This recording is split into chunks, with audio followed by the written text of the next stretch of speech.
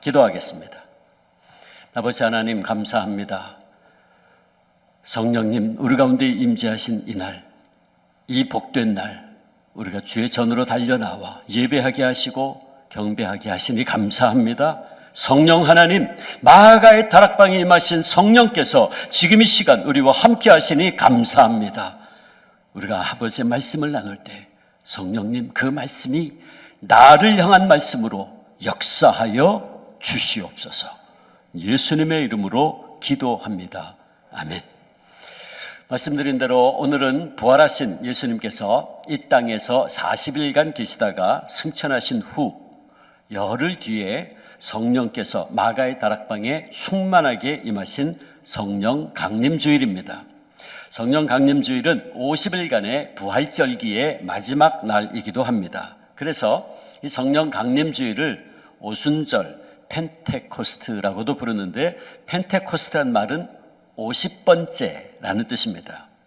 그러므로 성령 강림주일은 50일간의 기쁨의 절기, The Great 50 Days라고 해서 초대교회 때부터 지켜왔던 아주 소중한 부활절기이고, 성령 강림주일은 그 절기의 마지막 날이자 절정의 날이기도 합니다.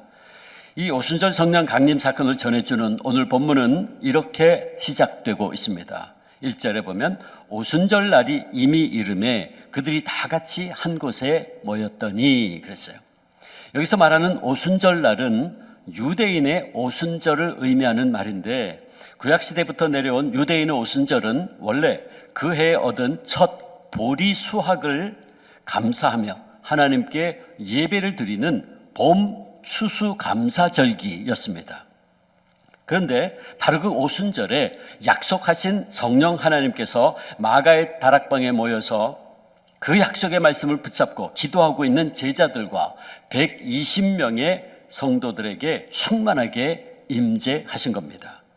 즉 초대교회 성도들은 부활 승천하신 주님께서 사도행전 1장 4절에 예루살렘을 떠나지 말고 내게서 들은 바 아버지께서 약속하신 것을 기다리라 하신 그 말씀에 순종해서 마가의 다락방에 모여서 기도하고 있었고, 그들이 그렇게 모여서 기도하고 있을 때에 약속하신 성령님이 충만하게 그들 가운데 임하신 것입니다. 제자들은 예수님께서 십자가에 달려 돌아가시자 처음에는 모두가 다 도망치거나 숨어 있거나 혹은 고향으로 돌아갔습니다. 그들은 예수님의 십자가의 처형이 자신들에게도 어떤 형태로든지 임하게 될 것을 두려워했고, 그래서 방문을 걸어 잠그고 숨어있던 겁쟁이들이었고, 실망해서 고향으로 돌아가던 불신앙의 사람들이었고, 베드로처럼 한 여종 앞에서도 나는 네가 말한 그 사람을 모른다고 부인하던 베드로와 같은 비겁한 사람들이었습니다. 그런데 그들이 180도 완전히 변했어요. 두려움에 방을 걸어 잠그고 꼭꼭 숨어있던 그들이 밖으로 나와 담대하게 예수 그리스도의 부활을 선포하기 시작했습니다. 대부분이 초등학교도 다니지 않은 갈릴리 출신의 어부들이 각 나라 방언으로 예수 그리스도의 복음을 담대하게 선포하기 시작했어요. 회개하고 예수 그리스도의 이름으로 세례를 받고 죄사함을 받으라고 선포했습니다. 그리고 예수님을 십자가에 못 박아 죽인 그 장본인들, 즉 대제사장, 서기관, 장로들이 그들을 잡아서 채찍질하고 예수의 이름으로 말하는 것을 금했음에도 불구하고 제자들은 예수가 그리스도라고 가르치기와 전도하기를 쉬지 않았다고 사도행전은 증거합니다. 유대교 지도자들이 제자들을 불러 위협하면서 도무지 예수의 이름으로 말하지도 말고 가르치지도 말라고 협박했을 때에 그들은 오히려 담대하게 이렇게 대답했습니다. 사도행전 4장 19절 20절, 하나님 앞에서 너희 말을 듣는 것이 하나님의 말씀 듣는 것보다 옳은가 판단하라. 우리가 보고 들은 것을 말하지 아니할 수 없다. 사랑하는 성도 여러분, 어떻게 같은 인간들이 불과 며칠 만에 이렇게도 급격하게 변할 수 있었을까요? 한 여종 앞에서도 벌벌 떨면서 예수를 모른다고 부인하던 베드로가 어떻게 그렇게 변해서 나중에는 자원해서 십자가에 거꾸로 매달려 순교할 수 있었을까요? 무엇이 제자들로 하여금 하나같이 다 복음을 위하여 순교할 수 있도록 변화를 시킨 것이었을까? 그 분명한 대답을 우리는 오늘 본문에서 발견하게 되는데, 그것은 바로 예수님께서 약속하신 보혜사 성령님의 충만하신 임재 때문이었고, 그 임재를 통한 능력 주심 때문이었습니다. 예수님은 승천하시기 직전에 제자들에게 약속하셨어요. 사도행전 1장 8절 함께 읽어볼까요? 같이 읽습니다. 시작. 오직 성령이 너희에게 임하시면 너희가 권능을 받고 예루살렘과 온 유대와 사마리아와 땅끝까지 이르러 내 증인이 되리라. 아멘. 그렇습니다. 패배자요, 배신자요, 도망자들이었던 제자들을 이렇게 변화시킨 것은 바로 성령님의 오심과 충만하신 임재 때문이었습니다. 바로 그 성령님의 오심과 임재하심을 오늘 본문이 지금 이렇게 증거하고 증언하고 있는 겁니다. 오늘 본문 2절부터 4절, 호련히 하늘로부터 급하고 강한 바람 같은 소리가 있어 그들이 앉은 온 집에 가득하여 마치 불의 혀처럼 갈라지는 것들이 그들에게 보여 각 사람 위에 하나씩 임하여 있더니 그들이 다 성령의 충만함을 받고. 그러므로 이제 초대교회를 향한 성령 하나님의 이 충만하신 임재에 대해서 본문 말씀을 중심으로 묵상하면서 오늘 우리에게도 임재하시고 말씀하시는 주님의 음성을 듣기를 원합니다. 오늘 본문에는 성령님이 초대교회 안에 충만하게 임하셨던 그 첫 번째 순간을 이렇게 설명합니다. 먼저 호련히 2절, 하늘로부터 급하고 강한 바람 같은 소리가 있어 그들이 앉은 온 집안에 가득했다.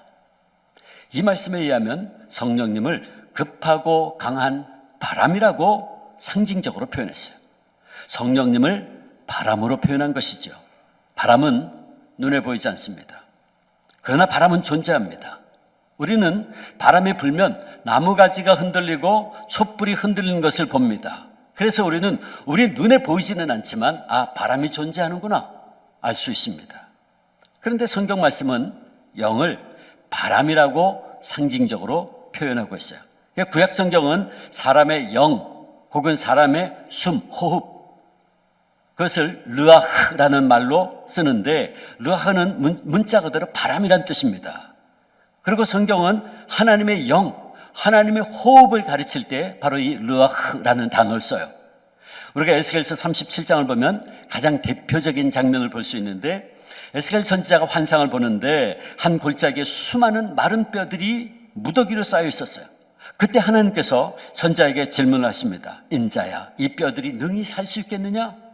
그때 선지자는 주 여호와여 주께서 아시나이다 라고 대답했고, 곧 이어서 에스겔 37장 9절 말씀 보면 생기야 사방에서부터 와서 이 죽음을 당한 자에게 불어서 살아나게 하라 하는 에스겔 선지자의 대언이 따릅니다. 그러자 생기가 그들에게 들어갔고 그들이 살아나 큰 군대가 됐어요. 여기서 생기야, breath, 영어로 breath, 생기야, 이 말이 히브리 말로 르아흐입니다. 르아흐. 하나님의 생기가, 하나님의 호흡이 그 마른 뼈들에게 들어가자 그들이 살아나 커다란 군대가 되었습니다. 이처럼 구약 성경은 하나님의 영, 하나님의 숨, 하나님의 호흡을 생기, 르아흐라고 표현합니다. 그리고 바로 이 하나님의 생기로 인해서 저와 여러분이 살아있는 생명이 되었어요. 창세기 2장 7절 보면 진흙에 불과한 우리 인생들이 살아있는 생명, 즉 생명이 된 것은 하나님의 생기가, 하나님의 호흡이 우리의 코를 통해 들어왔기 때문이라고 분명히 말씀합니다. 창세기 2장 7절, 여호와 하나님이 땅의 흙으로 사람을 지으시고 생기를, 르아흐, 호흡, 하나님의 호흡을 그 코에 불어넣으시니 사람이 생명이 된지라. 그렇습니다. 진흙에 불과한 우리들이 살아있는 생명이 될 수 있었던 것은 전능하신 하나님의 호흡이, 하나님의 생기가 우리들의 코를 통해서 불어 들어왔기 때문입니다. 그런데 이 하나님의 생기, 하나님의 호흡을 의미하는 르아흐가 신약 성경에는 헬라어로 푸뉴마입니다. 푸뉴마. 그래서 신약 성경에서 푸뉴마는 영 또는 바람이라고 번역이 돼요. 오늘 본문에 급하고 강한 바람이라고 할 때 이 바람이 푸뉴마입니다. 구약의 르아흐, 하나님의 호흡, 하나님의 생기, 바로 그 단어예요. 그러므로 제자들이 모여서 약속하신 성령님이 강림하시기를 기도하고 있을 때 하나님의 영이, 하나님의 호흡이, 하나님의 생기가 그들에게 임했다는 것입니다. 하나님의 호흡이 오순절날 마가의 다락방에 모여 기도하고 있던 제자들과 120명의 문도들에게 급하고 강한 바람처럼 강하게 불어온 겁니다. 그리고 그들은 하늘로부터 그 하나님의 호흡이, 하나님의 생기가 마가의 다락방을 가득 채우는 것을 경험했어요. 그거를 누가가 오늘 2절에 이렇게 기록한 거예요. 호련히 하늘로부터 급하고 강한 바람 같은 소리가 있어 그들이 앉은 온 집에 가득하였다고. 저는 바라기는 오늘 한국교회 예배 회복의 날에 예배당으로 달려오신 우리 모두에게 급하고 강한 바람 같은 성령님이 충만하게 임하시기를 원합니다. 그래서 우리 주 안에 모든 성도님들의 심령 속에, 우리의 삶 속에, 그리고 지금 영상으로 예배드리고 있는 성도님들의 가정에 이렇게 급하고 강한 바람과도 같은 성령님, 하나님의 소흡이, 하나님의 숨결이, 하나님의 생기가 충만하게 채워지기를 축원합니다. 그 다음, 마치 불의 혀처럼 갈라지는 것들이 그들에게 보여 각 사람 위에 하나씩 임하였다. 오늘 본문 3절은 그렇게 증거합니다. 우리가 불이 타오르는 모습을 보면 불들이 갈라진 혀처럼 날름거리는 모습을 볼 수 있죠. 불이 막 탈 때 보면 다 여러분 눈에 떠오르죠. 근데 누가는 성령님의 임재를 그렇게 상징적으로 표현을 한 거예요. 그런데 상징적으로 표현했지만 분명한 것은 그들의 머리 위에 불 같은 혀가 계속해서 머무는 것을 그들이 보았다 그랬어요. 그러므로 이 장면은 출애굽기 3장에서 모세가 시내산에서 보았던 타지 않는 신비한 불꽃을 생각나게 해줍니다. 성경은 흔히 하나님의 임재를 불로 표현하는 경우가 많습니다. 출애굽기 3장이 대표적인데 모세가 시내산에 올라갔는데 떨기나무에 불이 붙어있는 걸 봤어요. 그런데 이상했습니다. 불이 계속 붙어있는데 떨기나무가 타지 않는 거예요. 그래서 모세가 그 신비한 불을 보려고 가까이 다가갔던 겁니다. 그리고 그 불은 하나님의 타지 않는 거룩한 불이었고 하나님의 임재를 드러내는 불이었습니다. 열왕기상 18장에도 보면 하나님의 불이 이 땅에 임하는 모습이 나타나 있죠. 엘리야 선지자가 바알과 아세라 우상을 섬기던 이방 제사장 850명과 갈멜산에서 영적 전투를 할 때 하나님의 불이 하늘로부터 임했어요. 땅에 3년 반이나 비가 내리지 않았고 사람들과 가축들 온 천하가 다 가뭄으로 엄청난 고통 가운데 있었어요. 그때 엘리야 선지자와 이방 제사장들은 각기 제단을 쌓고 어떤 신이 불을 내려 그들의 재물을 연락하는지를 대결을 합니다. 이방 제사장들은 자신들의 제단을 쌓고 하루 종일 불이 내리기를 위해서 간절히 기도했죠. 심지어 그들은 자신들의 몸에 상처를 내서 막 피를 뿌리면서 소리 지르며 기도를 했지만 불은 내리지 않았어요. 그러나 엘리야 선지자가 제단을 쌓고 하나님께 기도할 때 하나님께서 하늘로부터 불을 내려서 단번에 그 모든 재물들을 연락하셨어요. 열왕기상 18장 38절 이에 여호와의 불이 내려와 번제물과 나무와 돌과 흙을 태우고 또 도랑이 물을 핥은지라. 여기 여호와의 불, 이게 바로 하나님의 임재를 드러내는 불이었습니다. 그러므로 오늘 본문 3절에 불의 혀처럼 갈라지는 것이 그들에게 보여 각 사람 위에 하나씩 임하였다라고 하는 이 말씀은 성령님의 불이, 하나님의 거룩한 불이 제자들과 각 사람에게 충만하게 임재하셨다라고 하는 말씀입니다. 그래서 그들 모두가 성령의 능력을 받게 되었다 하는 뜻이죠. 그래서 저는 또다시 간절히 바라기는 오늘 한국교회 예배 회복의 날에 예배당으로 달려나온 우리 모두의 심령 속에, 삶 속에, 영상으로 예배드리고 있는 모든 성도님들의 가정 속에, 그리고 우리 한국교회에 성령의 불이, 이 거룩한 하나님의 불이 임해서 우리 모두가 다 성령의 놀라운 능력을 받아서 코로나19로 인해 지치고 연약해진 우리의 심령과 육신이 치료되고 회복되기를 축원합니다. 자, 그리고 이제 여기서 우리는 한 가지 중요한 의미를 이제 깨닫게 되는데, 그것은 제자들에게 이렇게 급하고 강한 바람처럼, 바람 같은 소리가 임하고 불의 혀처럼 갈라지는 것이 임했다는 것은 결국 그들에게 성령님의 임재하심으로 말미암은 하나님의 능력이 주어진 것을 의미합니다. 여러분, 이게 얼마나 중요한지 몰라요. 바람은 보이지 않지만 놀라운 힘이 있어요. 제가 미국에서 유학생활을 하는 동안 여러 번 뉴스를 통해서 봤어요.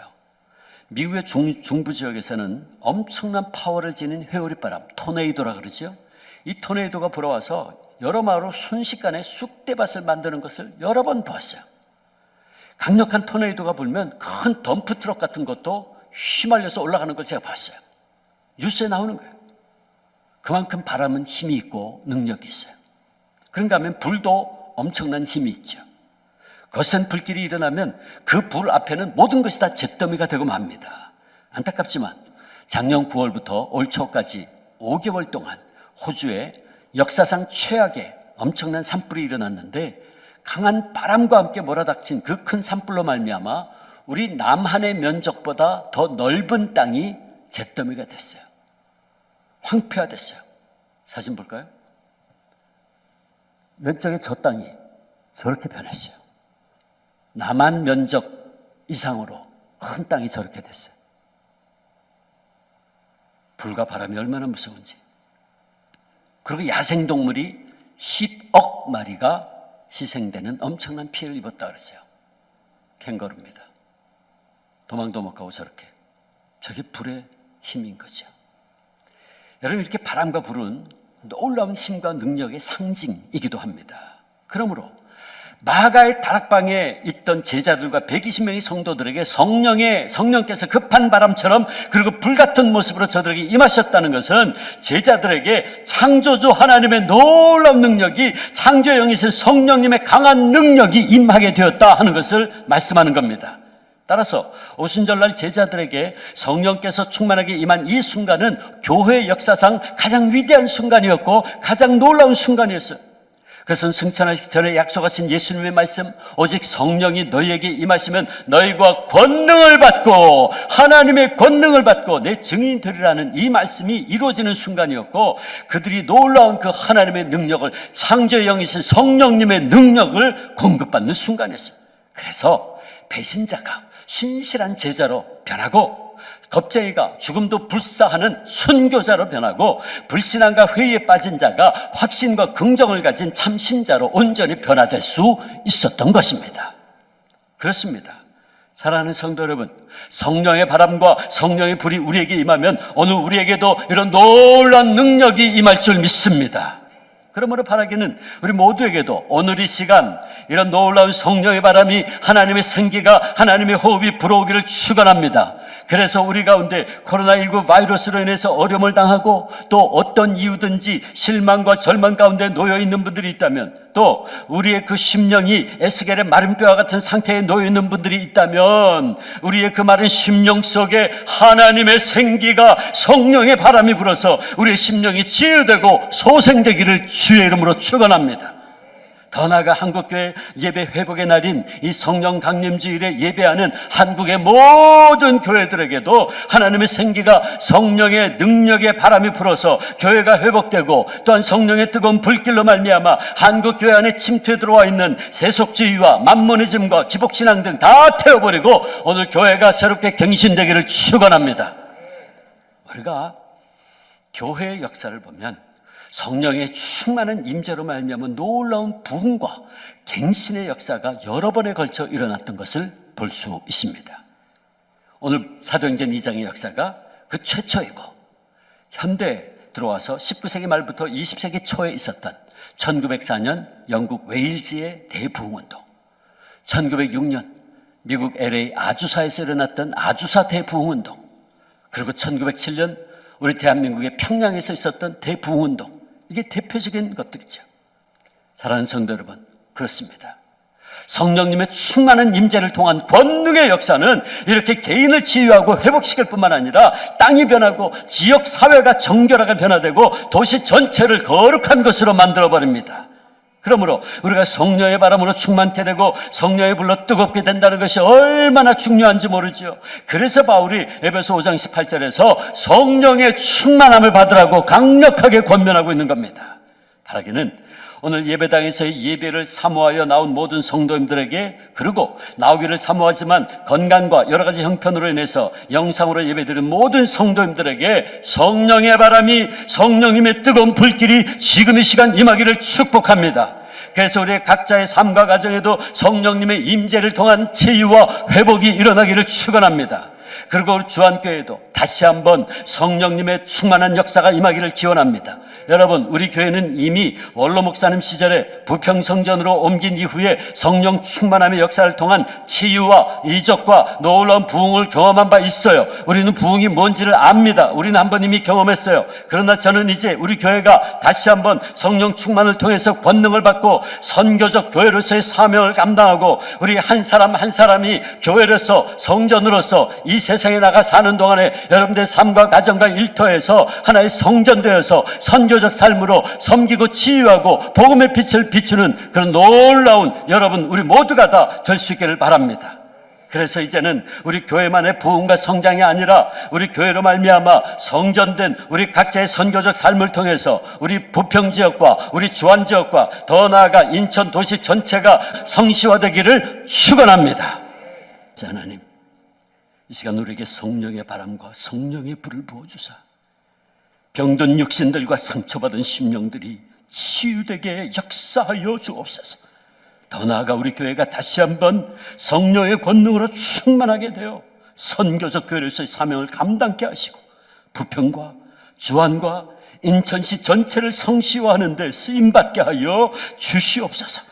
그리고 우리 교회를 통해서 한국교회 무너진 다윗의 장막을 다시 일으켜 세워 주시옵소서. 예수님의 이름으로 기도하옵나이다. 아멘.